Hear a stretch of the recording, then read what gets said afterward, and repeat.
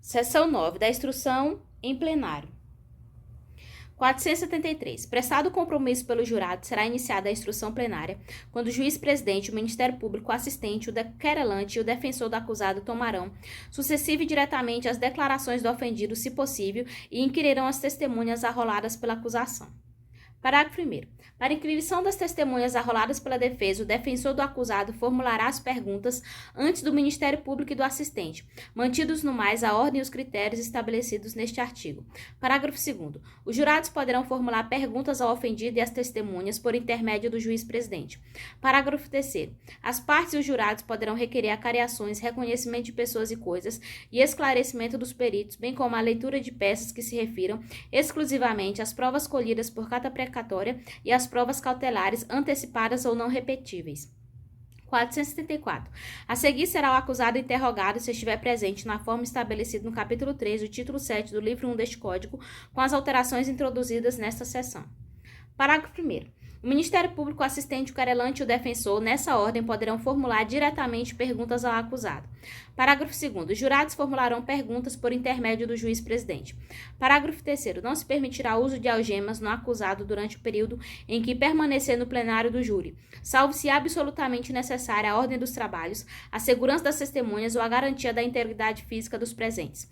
474-A. Durante a instrução em plenário, todas as partes e demais sujeitos processuais presentes no ato deverão respeitar a dignidade da vítima sob pena de responsabilização civil, penal e administrativa, cabendo ao juiz-presidente garantir o cumprimento do disposto neste artigo vedadas a manifestação sobre circunstâncias ou elementos alheios aos fatos objeto de apuração nos autos.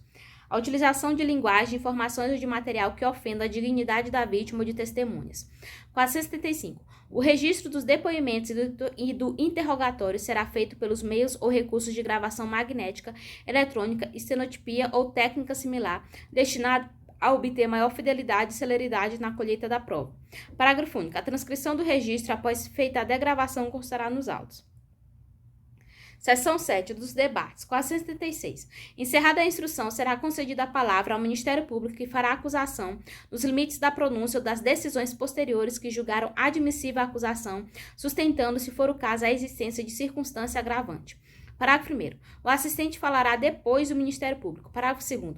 Tratando-se de ação penal de iniciativa privada, falará em primeiro lugar o querelante e em seguida o Ministério Público, salvo se este houver retomada a titularidade da ação na forma do artigo 29 deste Código. Parágrafo 3º. Fim da acusação terá a palavra a defesa. Parágrafo 4º. A acusação poderá replicar e a defesa treplicar, sendo admitida a reinquirição de testemunha já ouvida em plenário.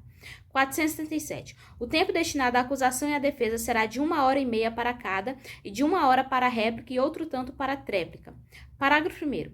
Havendo mais de um acusador ou mais de um defensor, combinarão entre si a distribuição do tempo, que, na falta de acordo, será dividido pelo juiz-presidente de forma a não exceder o determinado neste artigo. Parágrafo 2º. Havendo mais de um acusado, o tempo para a acusação e a defesa será acrescido de 1 hora e elevado ao dobro o da réplica e da tréplica. Observar o disposto no parágrafo 1º deste artigo. 478. Durante os debates, as partes não poderão, sob pena de nulidade, fazer referências à decisão de pronúncia, às decisões posteriores que julgaram admissível a acusação ou à determinação do uso de algemas como argumento de autoridade que beneficia ou prejudique o acusado, ao silêncio do acusado ou à ausência de interrogatório por falta de requerimento em seu prejuízo. 479. Durante o julgamento, não será permitida a leitura de documento ou exibição de objeto que não tiver sido juntado aos autos com antecedência mínima de 3 dias úteis, dando-se ciência à outra parte. Parágrafo único. Compreende-se na proibição deste artigo a leitura de jornais ou qualquer outro escrito, bem como a exibição de vídeos, gravações, fotografias, laudos, quadros, croquis ou qualquer outro meio assemelhado cujo conteúdo versar sobre a matéria de fato submetida à apreciação e julgamento dos jurados. 480. A acusação, a defesa e os jurados poderão a qualquer momento e por intermédio do juiz-presidente pedir ao orador que indique a folha dos autos onde se encontra a peça por ele lida ou citada, facultando-se ainda ao jurado solicitar-lhe pelo mesmo meio esclarecimento de fato por ele alegado. Parágrafo 1º. Concluídos os debates, o presidente indagará dos jurados se estão habilitados a julgar ou se necessitam de outros esclarecimentos. Parágrafo 2º. Se houver dúvida sobre a questão de fato, o presidente prestará esclarecimentos à vista dos autos. Parágrafo 3º. Os jurados, nessa fase de procedimento, terão acesso aos autos e aos instrumentos do crime se solicitarem ao juiz-presidente. 481. Se a verificação de qualquer fato, reconhecida como essencial para o julgamento da causa, não puder ser realizada imediatamente, o juiz-presidente dissolverá o conselho, ordenando a realização das diligências entendidas necessárias.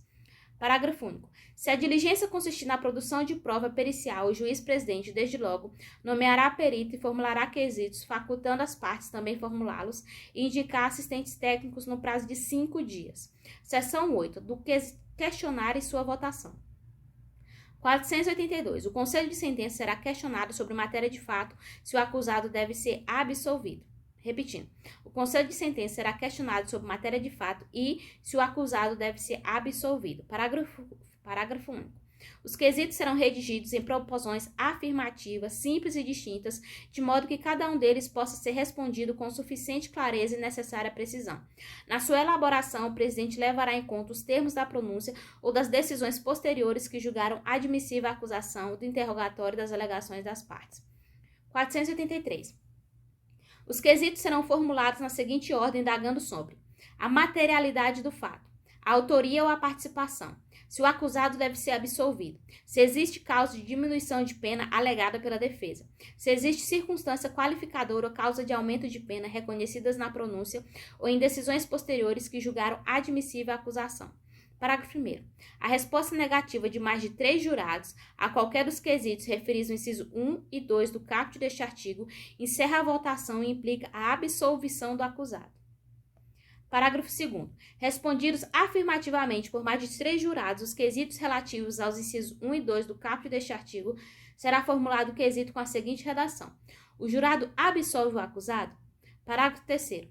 Decididos os jurados pela consideração, o julgamento prossegue, devendo ser formulados quesitos sobre causa de diminuição de pena alegada pela defesa, circunstância qualificadora ou causa de aumento de pena reconhecidas na pronúncia ou em decisões posteriores que julgaram admissível a acusação.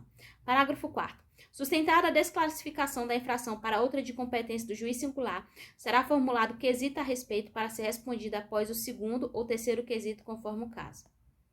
Parágrafo 5º. Sustentada a tese de ocorrência do crime na sua forma tentada ou havendo divergência sobre a tipificação do delito, sendo este da competência do tribunal do júri, o juiz formulará quesito acerca destas questões para ser respondida após o segundo quesito.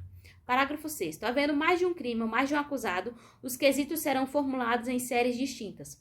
484. A seguir, o presidente lerá os quesitos e indagará das partes se tem requerimento ou reclamação a fazer, devendo qualquer deles, bem como a decisão constar da ata. Parágrafo único. Ainda em plenário, o juiz-presidente explicará aos jurados o significado de cada quesito. 485. Não havendo dúvida a ser esclarecido, o juiz-presidente, os jurados, o Ministério Público, o assistente, o querelante, o defensor do acusado, o escrivão e o oficial de justiça dirigir-se-ão à sala especial a fim de ser procedida à votação. Parágrafo 1º. Na falta de sala especial, o juiz-presidente determinará que o público se retire, permanecendo somente as pessoas mencionadas no caput deste artigo. Parágrafo 2º. O juiz-presidente advertirá as partes de que não será permitida qualquer intervenção que possa perturbar a livre manifestação do conselho e fará retirar da sala quem se portar inconvenientemente. 476. Antes de proceder-se à votação de cada quesito, o juiz-presidente mandará distribuir aos jurados pequenas cédulas feitas de papel opaco e facilmente dobráveis, contendo 7 delas a palavra sim e 7 a palavra não. 487. Para assegurar o sigilo do voto, o oficial de justiça recolherá em urnas separadas as cédulas correspondentes aos votos e as não utilizadas. 488. Após a resposta, verificados os votos e as cédulas não utilizadas, o presidente determinará que o escrivão registre no termo a votação de cada quesito, bem como o resultado do julgamento. Parágrafo único. Do termo também constará a conferência das cédulas não utilizadas. 489. As decisões do Tribunal do Júri serão tomadas por maioria de votos. 490. Se a resposta a qualquer dos quesitos estiver em contradição com outra ou outras já dadas, o presidente, explicando aos jurados em que consiste a contradição, submeterá novamente à votação os quesitos a que se referirem tais respostas. Parágrafo único. Se pela resposta dada a um dos quesitos o presidente verificar que ficam prejudicados os seguintes, assim o declarará, dando por fim da votação. 291.